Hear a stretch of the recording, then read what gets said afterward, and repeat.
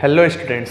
तो जैसे कि हम NFA नेट क्लास में NEP बैच स्टार्ट किए थे, उसमें हमने पढ़ रहे थे BCom सेकंड सेमेस्टर में यूनिट नंबर 1, जिसमें हमने लास्ट क्लास में पढ़ा था ये साइमल्टेनियस इक्वेशन के टाइप्स में अलजेब्रिकल मेथड में पहला मेथड हमारा कंपैरिजन मेथड ख़त्म हो चुका था। देन इसका सेकंड मेथड जो है वो है आपका सब्स्टिट्यूशन मेथड, हिंदी में बोला जाता है जिसे प्रतिस्थापन विधि। तो चलिए आज हम प्रतिस्थापन विधि के कुछ क्वेश्चन करते हैं। तो सबसे पहले आपको समझाते हैं प्रतिस्थापन विधि होता क्या है। तो प्रतिस्थापन का मतलब होता है किसी चीज़ के जगह में दूसरे चीज़ों को रखना, सब्स्टिट्यूट। सब्स्टिट्यूट्स का मतलब क्या होता है कि आपको चाय नहीं मिल रही है तो आप उसकी जगह क्या पीते हो, कॉफ़ी पीते हैं। तो उसी तरह से एक की जगह में दूसरे चीज़ को रखना ही क्या होता है, उसका सब्स्टिट्यूट होता है, जो कि सेम वैल्यू प्रोवाइड करे। ठीक है। तो इसी तरह का हमारे पास दो इक्वेशन होते हैं, पहला इक्वेशन और दूसरा इक्वेशन। तो हम पहले इक्वेशन में दूसरे इक्वेशन का ऐसा वैल्यू पुट करेंगे जो सेम एज इट इज़ पहले इक्वेशन के लिए हो। इसी को हम देखिए क्वेश्चन की तरह समझें। तो जैसे एक क्वेश्चन है हमारे पास x plus y equal to 10, then second equation है हमारा x minus y equal to 4। Then हम इसको पहला इक्वेशन बोल सकते हैं और इसको सेकंड इक्वेशन बोल सकते हैं। अब यहाँ पर आप देखेंगे तो दोनों में से हमें एक कॉमन चीज़ लेना है, जिसको यहाँ का चीज़ को इस चीज़ में डाल देना है। जैसे x की वैल्यू इसमें निकाले तो इसकी वैल्यू को इसमें पुट ऑन कर देना है, या y की वैल्यू इसमें निकाले तो y की वैल्यू को इसमें पुट ऑन कर देना है।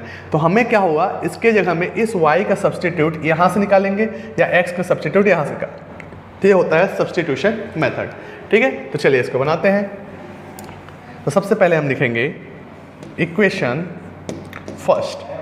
फर्स्ट हमारा क्या है, x plus y equal to 10। Clear है। अब इससे हम x की वैल्यू ले लेते हैं। तो x इक्वल टू हो जाएगा 10 माइनस वाई, 10 माइनस वाई। और y कैसे हुआ, तो y ऐसे हुआ कि यहाँ पर y प्लस में था, उस साइड में गया तो क्या हो जाता है, ट्रांसपोज होके माइनस हो जाता है। तो हमारे पास यहाँ से x की वैल्यू मिल गई। x की वैल्यू क्या मिल गई हमें, x की वैल्यू मिल गई 10 माइनस वाई। क्लियर है। इसको हम इक्वेशन थर्ड दे देते हैं। क्लियर है। अब इसी इक्वेशन थर्ड को हम इक्वेशन 2 में पुट ऑन कर देते हैं। तो इक्वेशन 2 क्या था हमारे पास, x minus y equal to 4, ये हमारा था। अब इसी में हम x की वैल्यू को पुट ऑन कर देते हैं। देखिए सब्स्टिट्यूशन मेथड, तो हम इस x की जगह में सब्स्टिट्यूशन क्या यूज़ करेंगे, ये 10 माइनस वाई। तो हम डायरेक्ट पुट ऑन करते हैं। तो 10 माइनस वाई इक्वल टू 4। हमने बस x की जगह में वैल्यू क्या कर दिया, पुट ऑन कर दिया। इसकी वैल्यू को यहाँ पुट ऑन कर दिया। क्लियर। अब यहाँ से देखते हैं हम, तो 10 का 10 ले लेते हैं और यहाँ देखिएगा माइनस वाई और माइनस वाई, तो 2 माइनस वाई आ गया। तो इसको लिखेंगे 2 माइनस वाई इक्वल टू 4। यहाँ तक क्लियर है। अब आगे बढ़ते हैं इसी को। तो यहाँ पर हमारा क्या था, 10 माइनस 2y इक्वल टू 4।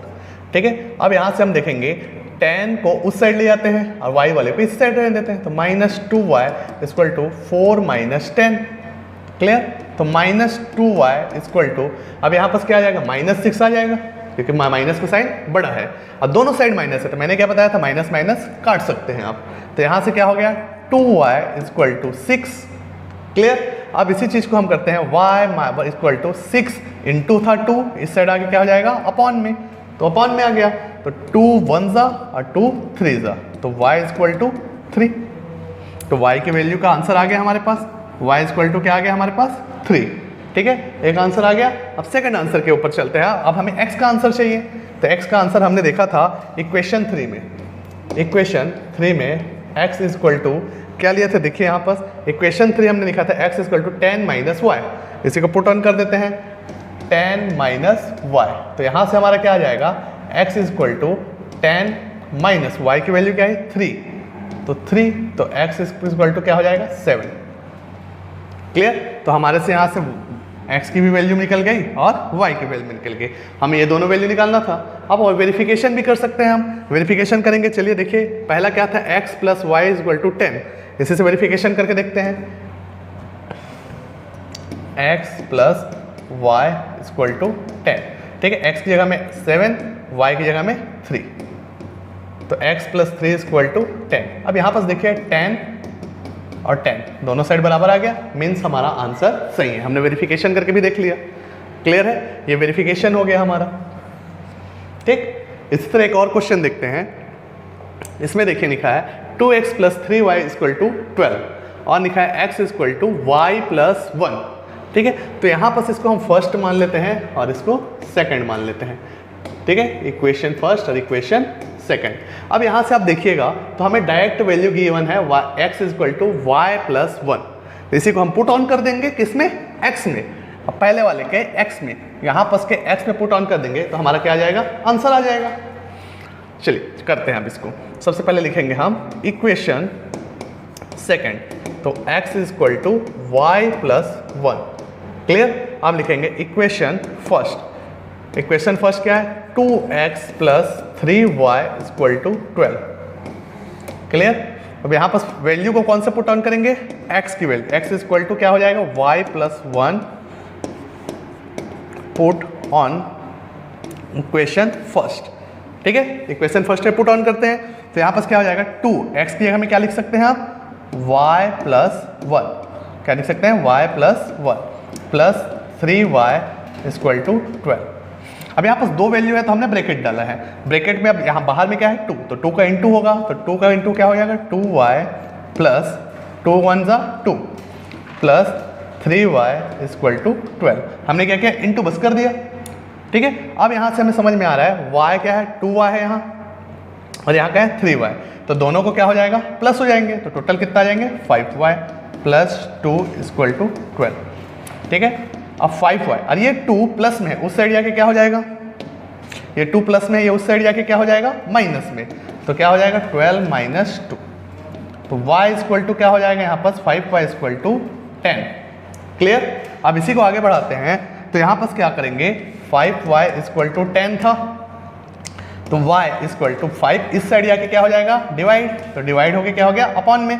तो 5 1 ज़ा और 5 2 ज़ा, तो y = क्या आ गया, 2। क्लियर। तो हमने y का वैल्यू ले आया। अब हमें x की वैल्यू चाहिए, तो x की वैल्यू के लिए हम कौन से इक्वेशन में आएंगे, इक्वेशन नंबर 2 में। ठीक है, y की वैल्यू पुट ऑन करने पे, तो y = क्या है हमारे पास, 2।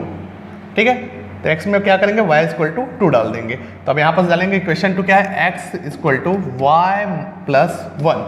तो y क्या है, 2 + 1। ठीक है, तो क्या आ गया, 3। तो x = क्या आ गया, 3।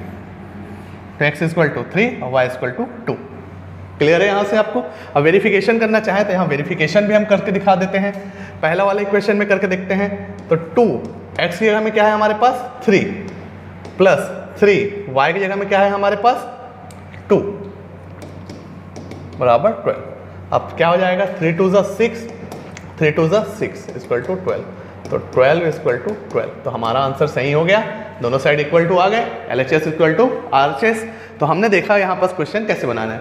तो जब से सब्स्टिट्यूशन मेथड बोलेगा, सब्स्टिट्यूशन मेथड, प्रतिस्थापन विधि, तो आप क्या करेंगे, किसी भी एक चीज़ का क्या करेंगे, आप वैल्यू निकाल लेंगे, चाहे इक्वेशन फर्स्ट से हो, चाहे इक्वेशन सेकंड से हो, चाहे x की वैल्यू निकालिए या y की वैल्यू निकालिए, और जस्ट अपोजिट उसके आगे जो बचा हुआ इक्वेशन है उसमें उस वैल्यू को पुट ऑन कर देंगे।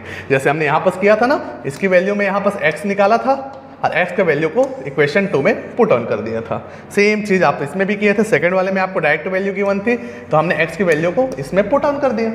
आप y की वैल्यू भी ले सकते हैं, x की वैल्यू भी ले सकते हैं, बट याद रखिएगा लास्ट में आप एक बार वेरिफिकेशन करके आप चेक कर सकते हैं कि आपका आंसर सही है या नहीं है। अगर गलत हुआ तो आप उसको करेक्शन कर सकते हैं। तो हमारा वेरिफिकेशन सबसे अच्छा ऑप्शन होता है हमारा क्या, आंसर चेक करने का।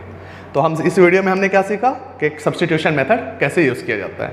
तो अगले वीडियो में हम चलेंगे, और अगले वीडियो में हमारे पास क्या, कौन से चला जाएगा हमारे पास, एलिमिनेशन मेथड। ठीक है, थैंक यू गाइस। तो वीडियो में अगर कुछ डाउट लगता हो तो आप कमेंट कर सकते हैं। वीडियो को लाइक कीजिए, सब्सक्राइब कीजिए।